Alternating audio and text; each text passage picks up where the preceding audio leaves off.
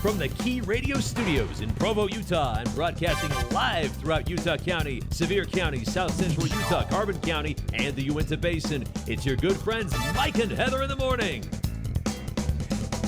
Hey, good morning. It's Friday. Mike's like, yes, it's Friday. It's going to be a wonderful day. It really is. Oh, yeah, and we're going to have fun today. Yes. Today is Random Acts of Radio Day. It is. We don't have a clear plan on what we want to do today. I know. Which is okay, right? We can go into it like this. I think so. And that's where the listener comes in. Oh. This is where you come in. Mm-hmm.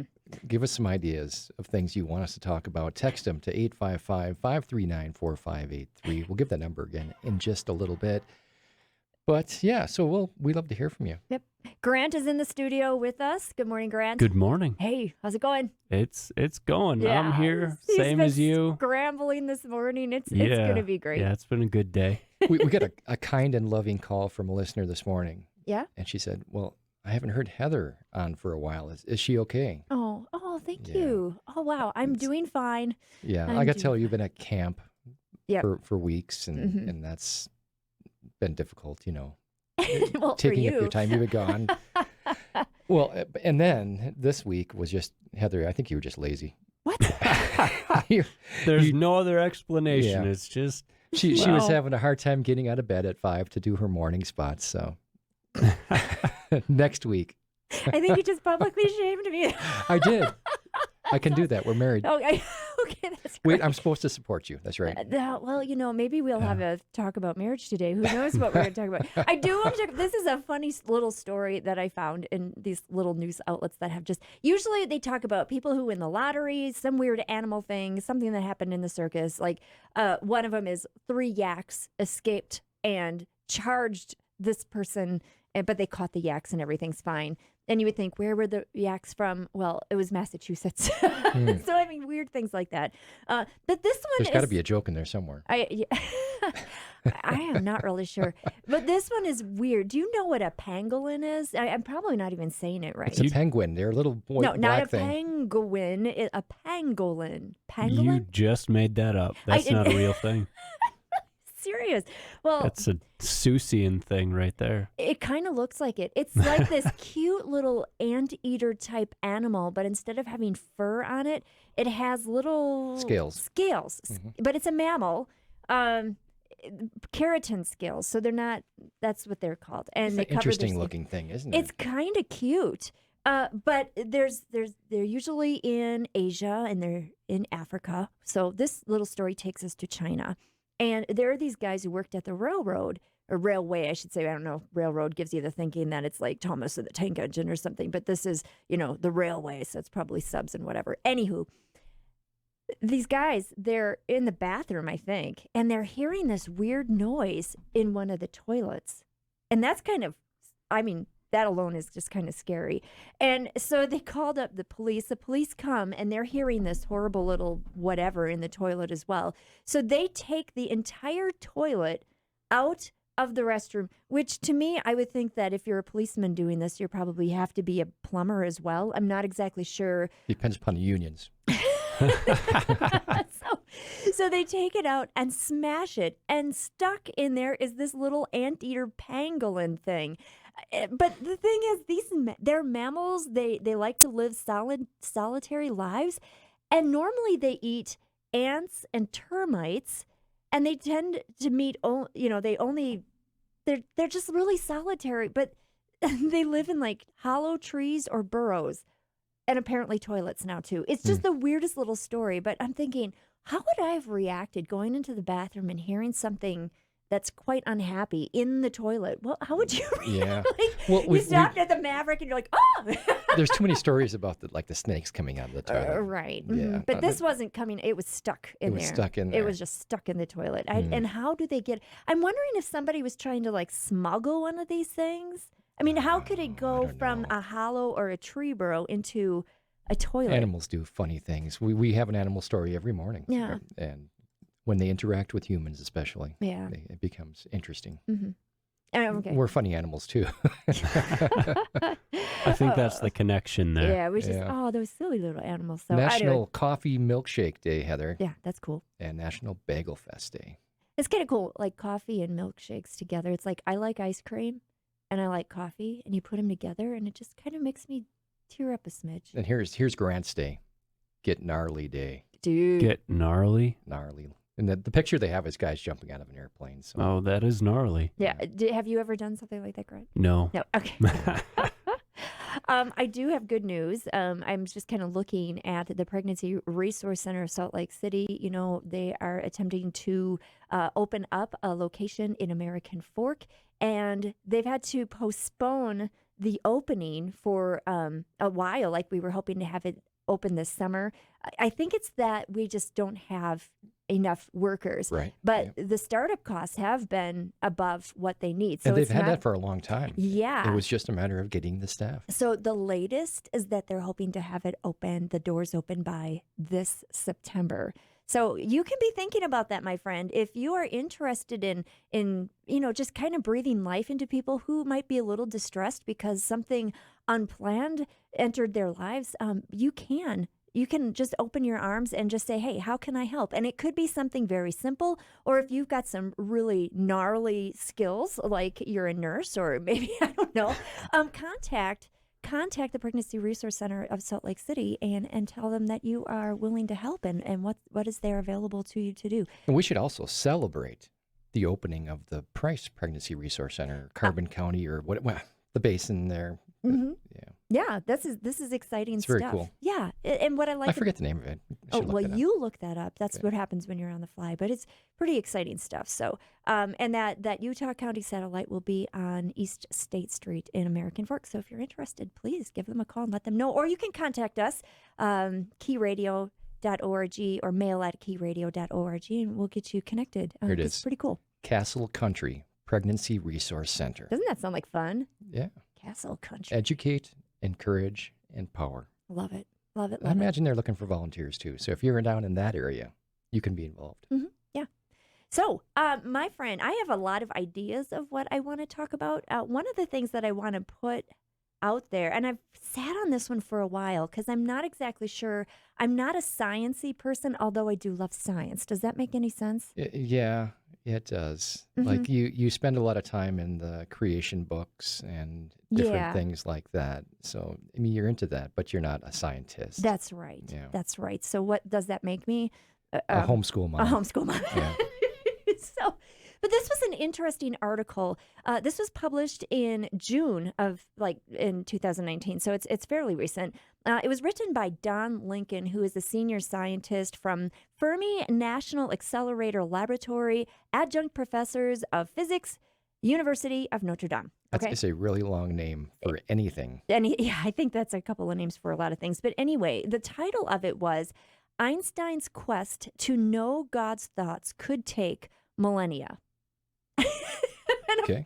And first off, Einstein's quest, Einstein always intrigues me. Then to know God's thoughts, that is interesting too. But then to take millennia, and my brain, of course, being a believer in the Lord for a longer period of time now, I'm like, know God's thoughts will only take you a millennia. I'm thinking like eternity, and you won't even come close. But that's okay. But they start out this neat little article saying, in 1925, Einstein went on a walk with a young student named Esther Solomon, and as they wandered, he shared his core guiding intellectual principle, quote, I want to know how God created this world. I'm not interested in this or that phenomenon in the spectrum of this or that element. I want to know his thoughts. The rest are details, end quote. That's intriguing. So here's a scientist that the rest of the scientific world, and actually the world for that matter, we hold in high regard. And he is saying, I want to know how God created this world. Interesting. Yeah. So that's an interesting thing right there. And then the man goes on to say the phrase God's thoughts is a delightfully apt metaphor for the ultimate goal of modern physics. So this is interesting. So this author is saying that Einstein doesn't necessarily think that it's God creating the world. He's just saying that there's a force that is creative. At least that's how I'm understanding this article. Do you agree? I don't know. I don't know a lot about Einstein and his spiritual position. Okay. Yeah. So maybe somebody here does. Maybe one of our listeners does. I think he was Jewish. I don't know. Was he German? He was German, but he might have been Jewish. Yeah, he could have been. Anyway, we'll have to look that up. That doesn't really matter. I guess what matters is it's just interesting that whenever we're talking about something we don't understand, we say God's thoughts, whether or not we believe in the Lord. It is kind of interesting how that imprint is made in our psyche anyway, but that's another thing. But then it says, the ultimate goal of modern physics is to develop a perfect understanding of the laws of nature, what physicists call a theory of everything, or TOE, TOE. That's funny. It makes me giggle. But a TOE would answer all questions, leaving nothing unanswered, such as, why is the sky blue? Why does gravity exist, et cetera, et cetera. And then it goes on. Sounds like 2-year-old questions. Yeah, but isn't 3. that something? Isn't that something? Now, I'm just going to kind of buzz through here. It says, given that 350 years has elapsed, I can't even read today, since our first big successful step in this journey, perhaps it's less surprising that the path ahead of us is longer still. The notion that a genius will have an insight that results in a fully developed theory of everything in the next few years is a myth. We are in for a long slog, and even the grandchildren of today's scientists won't see the end of it. So he's saying we can sit there and go through all of this. It's going to take us quite a long time to figure out this, the laws of nature, everything. And I'm like, okay, this is kind of exciting. And the reason is, if you look at science in history, a lot of the men who decided to follow the scientific field and to research things like the laws of nature, they were looking for the thoughts of God. They were trying to figure out how God did things, right? In other words, they were trying to bring glory to the Lord by researching and searching out and discovering the things of the Lord, like his creative powers. And I'm like, I think this is fantastic. I think scientists need to research on. I think we need to be diving into nature. I think we need to be diving into all of those questions, because ultimately we're going to find God's fingerprint on every single thing, which will only befuddle us even more unless we have a belief in God. Mm-hmm. To say, God has done this, and look at this, and you can't help but bring glory to the Lord. It reminds me of one of the men who discovered DNA. Right? There were 2 guys. And one of the guys, they're like saying, this looks like somebody just created this, but don't, it's really evolution. It looks like somebody designed it, but don't, it's evolution, which makes me giggle. I mean, but one of the guys is like, you know what? After all these years, I believe in God. And I think that is an amazing thing. And we could talk about Psalm 19, but I just wanted to share that because that was good. Psalm 19 says, the heavens are telling of the glory of God, and their expanse is declaring the work of his hands. Like it's screaming out, right? Day to day pours forth speech, and night to night reveals knowledge. There is no speech, nor are there words. Their voice is not heard. And then their line has gone out through all the world, and their utterances to the end of the world. It's just, we can't help. Creation needs to scream out the glory of the Lord, and whether we choose to acknowledge it or not means nothing. It doesn't matter. The point is, you can't explain something away by saying, "Oh, it looks like God's fingerprint," but no, don't be fooled. It's only a chance happening. No. At the end of the day, we are all responsible to bring glory to the Lord. All right. Hey, we have our springboard topic. Which it could be anything. The fingerprint of God Random in acts creation of radio. and looking for God in science as we look out for things. And you know what? I think it's true, Heather, that if we approach everything with seeking God in it and finding God in it, we're just going to be more effective in whatever we do. I think so. So anyway, we are going to go to music. Yes. Not anyway. Excitedly. I know what you mean. 855-539-4583. Again, 855-539-4583. Key Radio, Life Unlocked, Truth Unleashed. You got Mike and Heather in the morning here with our good friend, Mr. Grant, pushing all of our buttons today. And today is Random Acts of Radio. We're just going to talk about stuff. Going random. Random. And it should be something to rhyme with Friday or have some alliteration with. But I'm not that creative, Mike. I'm sorry. Go. Well, this way we can use any day of the week that we. We don't even have a day of the week that starts with an R, so I can't use random and radio and Friday. It just doesn't work. Random Friday. Scooby-Doo. Just doesn't get any better than that. Oh, man. We heard from a listener. Yes? Yeah, we did. My friend Ryan texted us, and he was saying that Einstein was an ethnic Jew, but he was a pantheist as well. He never really believed in God, and he was frequently frustrated when people assumed that he did. Interesting. So he was using God in a more generic Sense. Mm-hmm. Okay. Yeah. All right. Also, we heard from Teesdale. Yep. And we have a listener down there. We appreciate her very much. Hi, Vivian. Did she say anything like about Einstein? Oh, no. Just saying, No, hey. just hi. Just hey. Greg Laurie's message was amazing.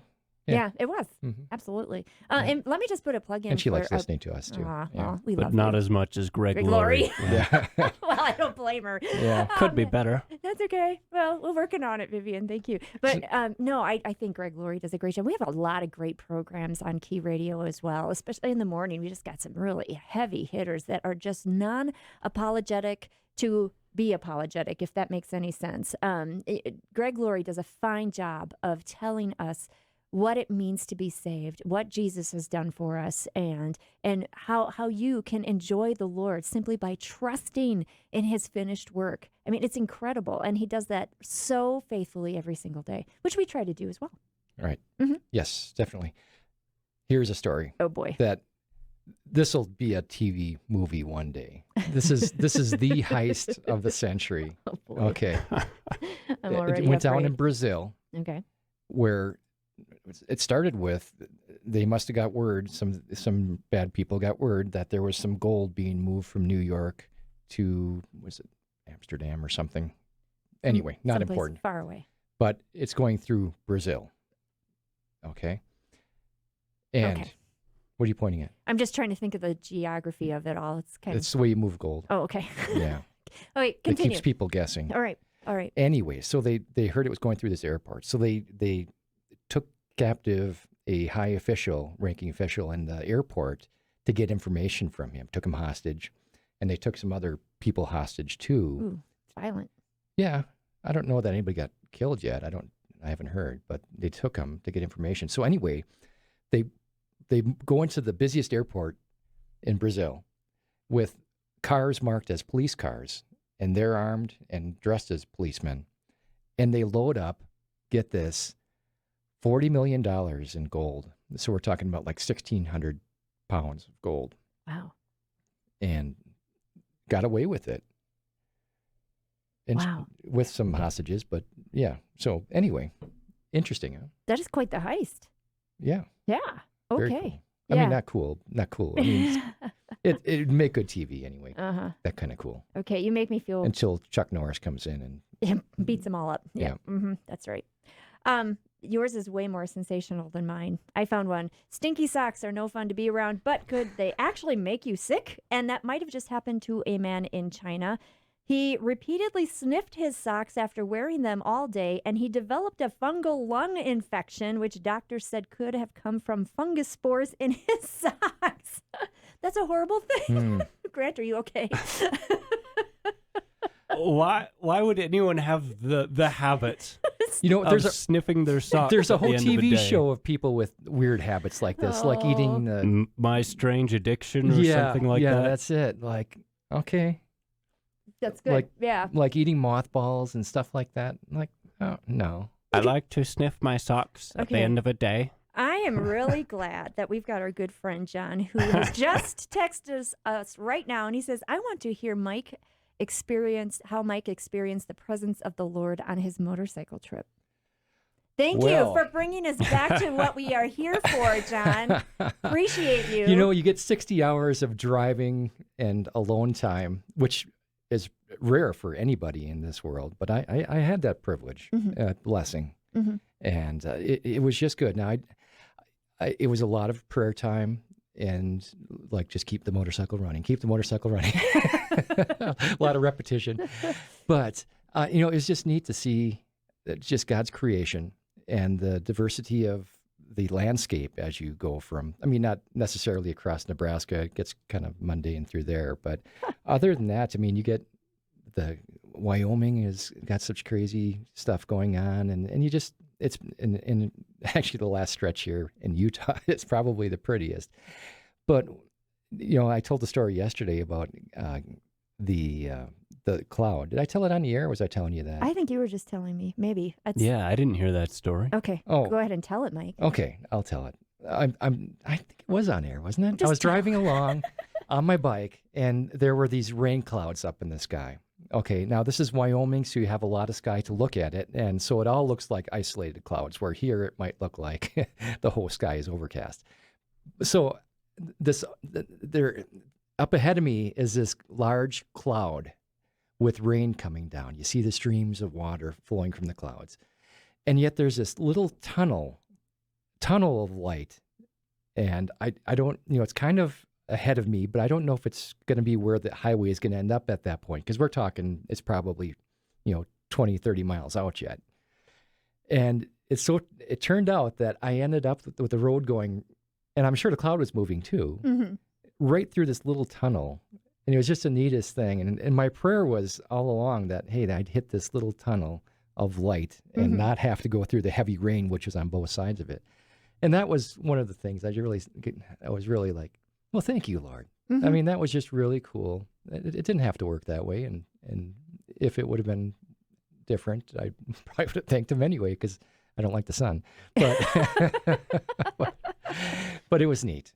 Yeah. And actually all that time praying, I don't normally take that much time to stop doing things, because I like to stay busy. Mm-hmm. And so it was a good time to think about just everything, the radio station, life, getting older, and just all these different things that you can, miss. And if you don't stop and think and pray and have a time of just conversation with the Lord. Mm-hmm.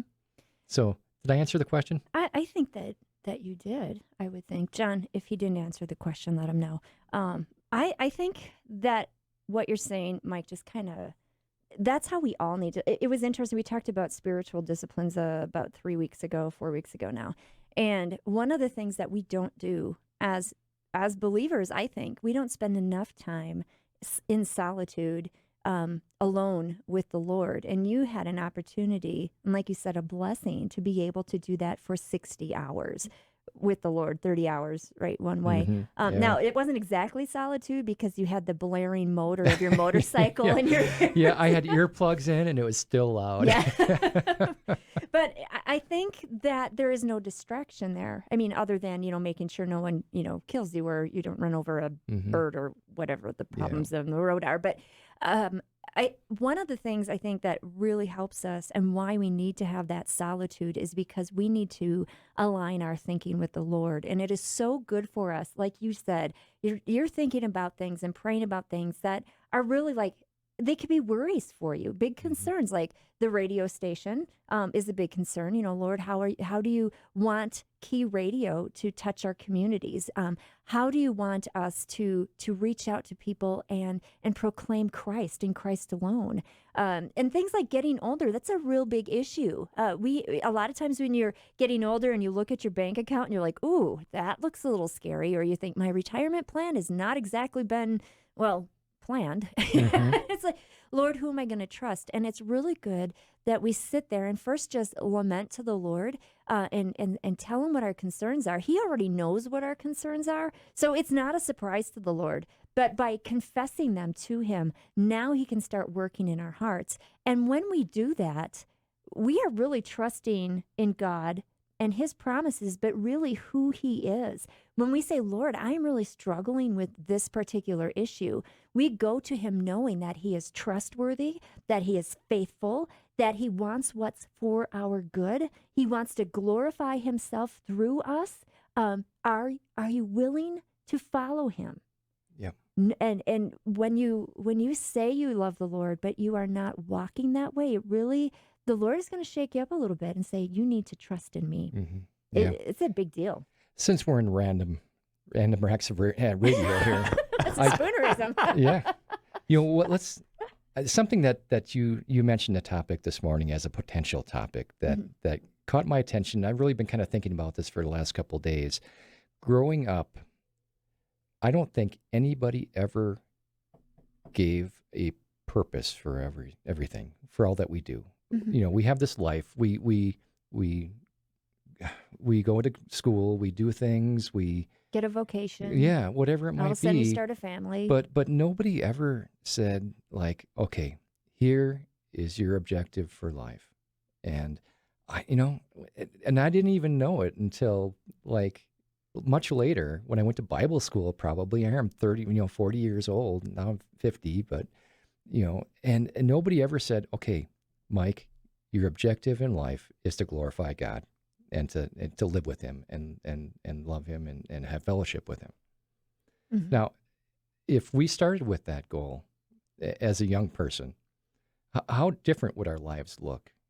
You know what I mean? I know exactly what you mean. Yeah. And I think it's a great topic to talk about too. But even as a 50-year-old, just changing our thinking, changing how we approach things, embracing the notion that our purpose here is not to have a house, not to make money and be comfortable in our whatever we have and whatever we do.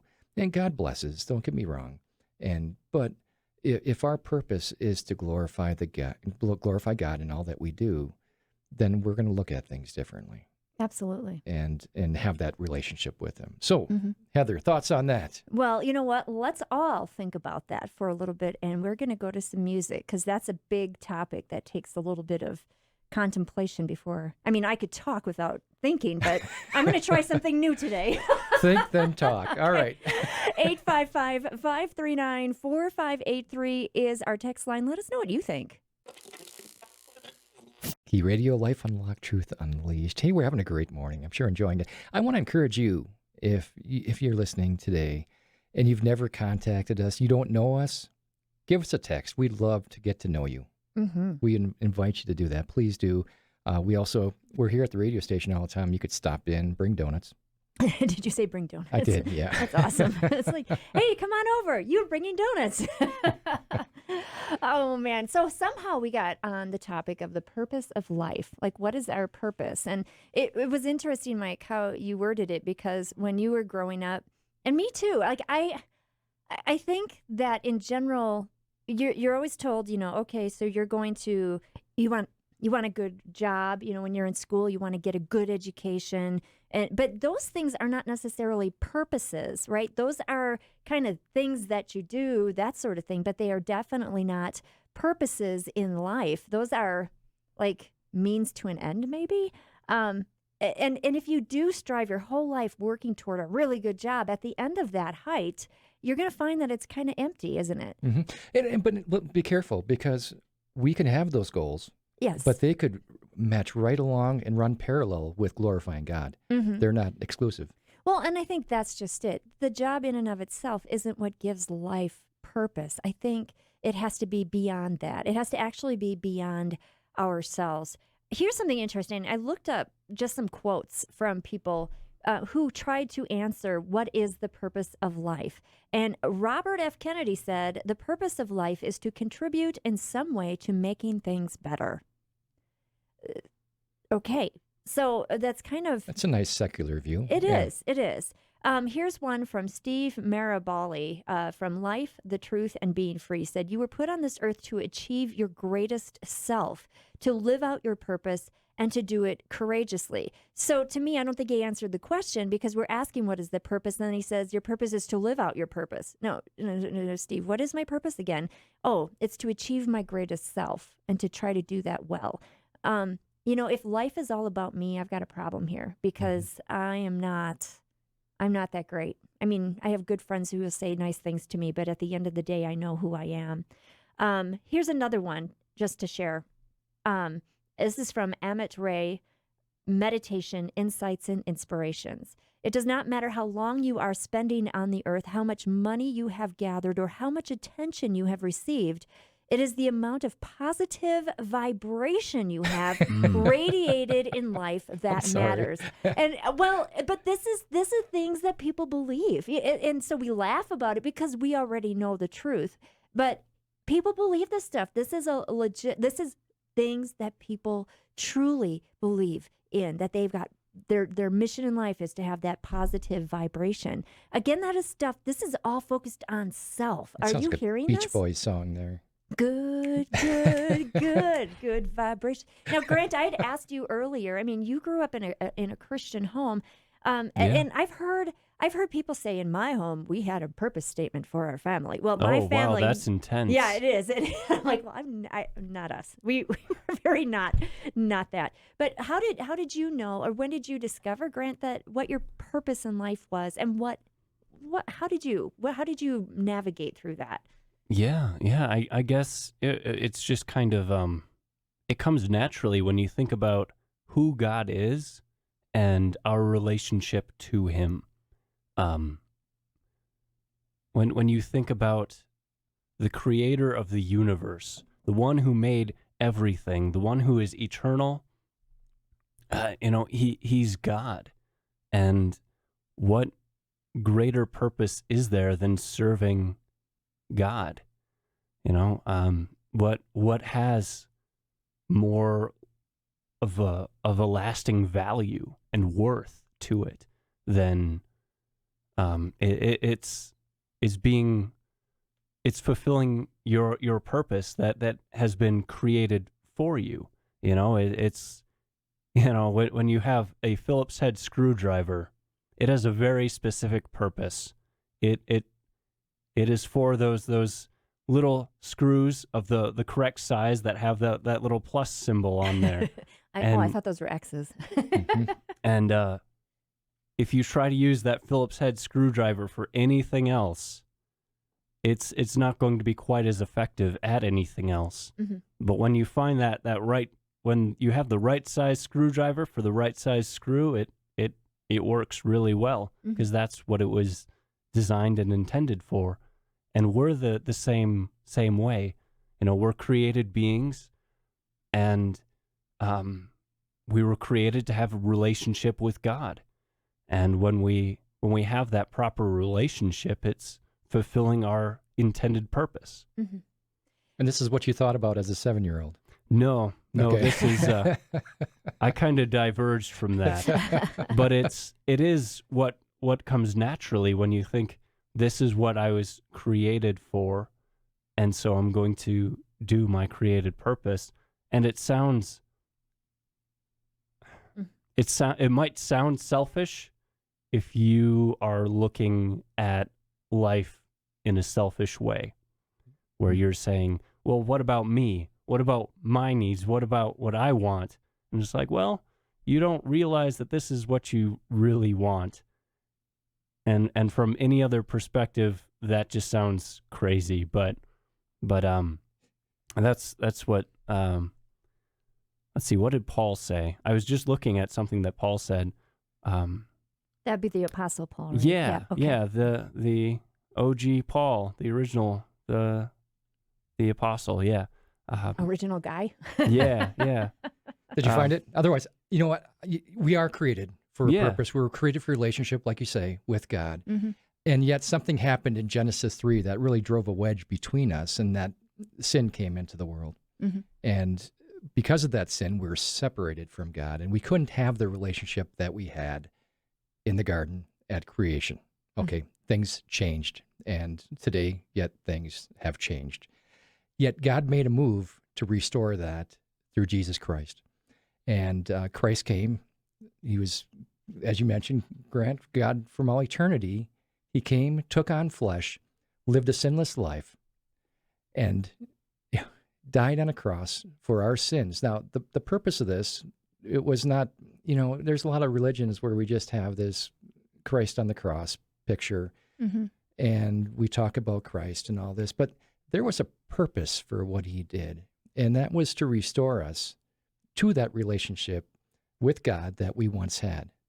And he accomplished that on the cross. He died, and then he rose again 3 days later. in evidence, in celebration of what he's done. He's come to life again. And because of his life, because of his coming back to life, hey, we can have that too. He was the first fruits of whatever was to come, and that's us. If we put our trust in what he's done. Now he accomplished it. Our role is to put our trust in what he's done, and that's all. We look at ourselves. Yes, we're the same sinners that Adam and Eve were. We do the same things. We rebel against God. We shake our fists again, at him, and we want to do our own things, and that's where this whole selfishness thing comes. And yet he loves us, and he loves you, and he died for you, and you can have peace. You can have the knowledge that you have eternity with him to live and to celebrate each and every day and glorify him through your life and glorify him all the days of eternity. Whoever knows, how long that is, I don't know. It's long. It's forever. If you put your trust in what he's done, and that's it. Did you find your passage with the Apostle Paul? Yeah. The Apostle Paul says in 1 Corinthians that, "For to us God revealed them through the Spirit, for the Spirit teaches all things, even the depths of God." So when we are, when we accept that truth that you were just talking about, Mike, that only God can save us, and we repent of our sins and give that all over to him, and he is the one who saves us, and we receive the Holy Spirit that indwells us, and it's through that we can know him. And without that, it all seems like foolishness. But the Apostle Paul says that it is through the Spirit that a man knows himself, and that is how God reveals himself to us. It is interesting. We all want to belong, don't we? We all want to be loved. We want to have people to see value in us. That is something that is we just have it in us. Everybody does, and when a person is feeling lonely, that's a mark that there's something missing, right? A relationship that's missing, and the Lord is the one who gives us perfect relationship. He is the one that has extended his arm. While we were dead on the bottom of the ocean, not able to save ourselves because we were dead, he went down and he brought us up from that and gave us life, breathed new life in us just by his Son, Jesus Christ, his death and burial, resurrection.